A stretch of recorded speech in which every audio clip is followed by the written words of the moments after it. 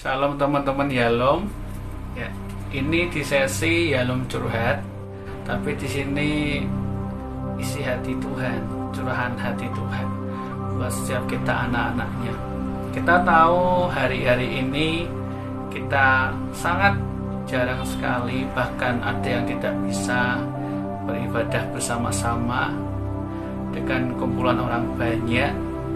Ini merupakan hal yang tidak terduga bagi setiap kita.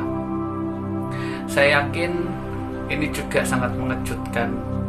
Bahkan mungkin tidak hanya 1 bulan, 2 bulan, bisa berbulan-bulan, bisa sampai 6 bulan ke depan kita tidak bisa bertemu bersama tatap muka beribadah, menyembah Tuhan. Kemungkinan nggak bisa. Tapi ini yang Tuhan maksud buat setiap kita adalah sepertinya dunia sudah tidak terkendali dengan virus yang sekarang mewabah di hampir seluruh dunia, bahkan disebut sebagai pandemi. Tetapi kita harus percaya bahwa di dunia yang tidak terkendali ini, Tuhan masih pegang kendali hidup kita. Bahkan wabah yang sekarang ada di dunia ini, kita harus percaya itu semua dalam kendali Tuhan, izin Tuhan. Dan ini ujian iman buat kita. Ujian yang seperti apa? Kita tidak bisa beribadah bersama, benar? Kita hanya bisa beribadah di rumah masing-masing, bersama keluarga, bersama orang-orang terdekat.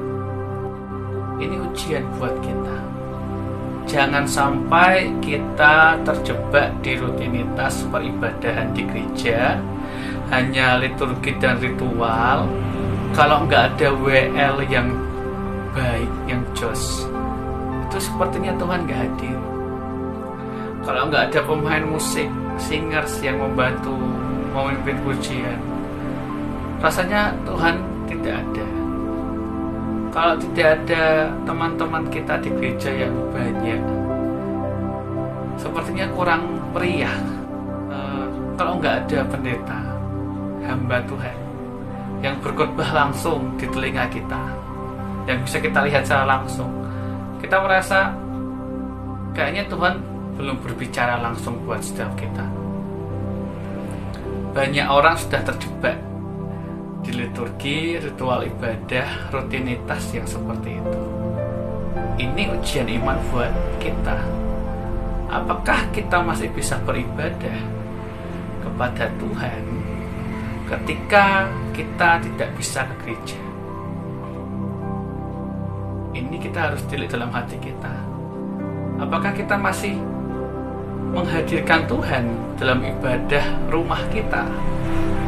Karena peribadahan itu bukan soal di dalam gedung gereja, tapi ketika kita menjalin persekutuan dengan Tuhan, itu ibadah. Kita harus tahu, jangan sampai iman kita ini terjebak. Di situasi seperti ini tidak bisa beribadah bersama, serasanya Tuhan tidak hadir di persekutuan keluarga kita. Kita harus tahu, Tuhan itu maha hadir. Bahkan ketika pujian-pujian dinaikkan, dikatakan Tuhan bertahta atas pujian kita. Ketika kita mendengarkan firman Tuhan melalui online, atau kita membaca firman Tuhan secara pribadi, ingat, firman Tuhan itu hembusan roh Tuhan. Di situ Tuhan berbicara buat kita. Hari-hari ini saya yakin Tuhan berbicara langsung buat setiap kita, bahwa ini adalah saatnya membuktikan iman kita pada Tuhan. Apakah iman kita murni, ibadah kita itu murni, atau sekedar liturgi, rutinitas di hari Minggu? Oleh karena itu, mari tetap semangat, beribadahlah kepada Tuhan, sembah Dia, agungkan Dia, baca setiap firman